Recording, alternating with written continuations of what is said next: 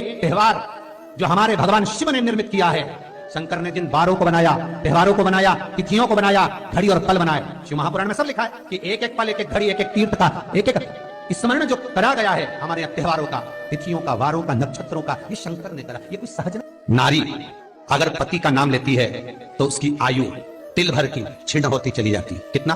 तिल भर। स्कंद पुराण में लिखा है तिल भर की आयु क्षीण होती चली जाती। नारी ज्येष्ठ पुत्र का नाम लेती है, हाँ ज्येष्ठ में अगर बेटी है तो उसका नाम ले सकती है, पर ज्येष्ठ पुत्र बड़ा पुत्र है और पुत्र का नाम लेती है तो उस बालक की कभी उन्नति नहीं हो सकती। तन से, मन से या धन से वो बालक हमेशा दुखी ही रहेगा। तुम दुनिया का सारा सपोर्ट कर दो, तुम चाहे अपनी प्रॉपर्टी बड़े बेटे के नाम कर दो, तुम चाहे पूरा दुनिया भर का सुख अपने बेटे के सामने लाकर खड़ा कर दो, तो भी अगर मां अपने बड़े पुत्र का नाम बार बार लेती है तो वो पुत्र या तो तन से या मन से या धन से दुखी ही मिलेगा, वो सुख नहीं पा सकता।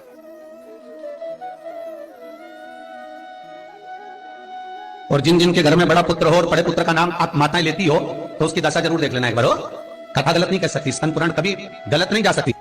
आपके घर में भी अगर बड़ा पुत्र हो और पुत्र का नाम अगर आप ले रहे हो, हाँ ये जरूर है, अगर बेटी बड़ी और उसके बाद पुत्र बड़ा है तो ज्येष्ठ नहीं माना जाएगा। ध्यान रखना, ज्येष्ठ का मतलब होता है सबसे बड़ा पुत्र, उसके बाद सारे बच्चों का जन्म हुआ। क्योंकि बेटी अगर जन्म ले ली पहले फिर बेटा हुआ तो बेटी ज्येष्ठ कहलाएगी, है बेटा नहीं कहलाएगा। अगर पहला ज्येष्ठ पुत्र है तो मां सारी प्रॉपर्टी दे दे, सारा वैभव दे दे, मां सारा दौलत दे दे, मां उसके ऊपर सर्वस्व निछावर कर दे, पर अगर बेटे का नाम माता बार बार लेती है तो उस बेटे की उन्नति, तरक्की नहीं हो सकती, उसको जीवन में सुख नहीं मिल सकता, कुछ ना कुछ चीज से वो दुखी रहेगा।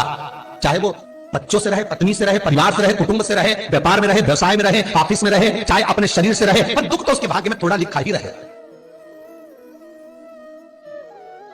और जो चीज वेद व्यास जी ने वर्णन कर दी महाराज, उसका प्रमाण आप खुद भी अपने घर में देखो कि सही है कि गलत है।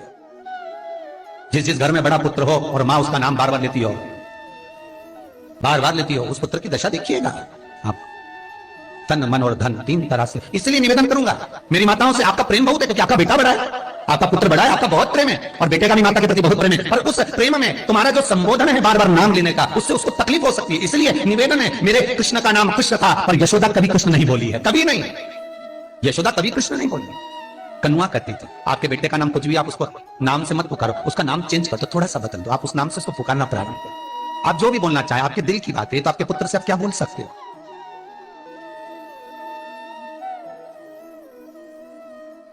मेरी कौशल्या मैया राम को केवल राम ही कहती थी, केतई राघव कहती थी,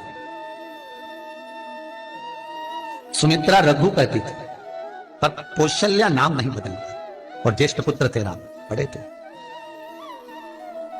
बड़े हुए, वन जाना पड़ा, लौट कर आए, धोबी की वार्ता सुनकर सीता का परित्याग करना पड़ा, समय आया लक्ष्मण का त्याग करना पड़ा, और समय आया तो ये शरीर को ही सरयू में छोड़ना पड़ा। कहां से?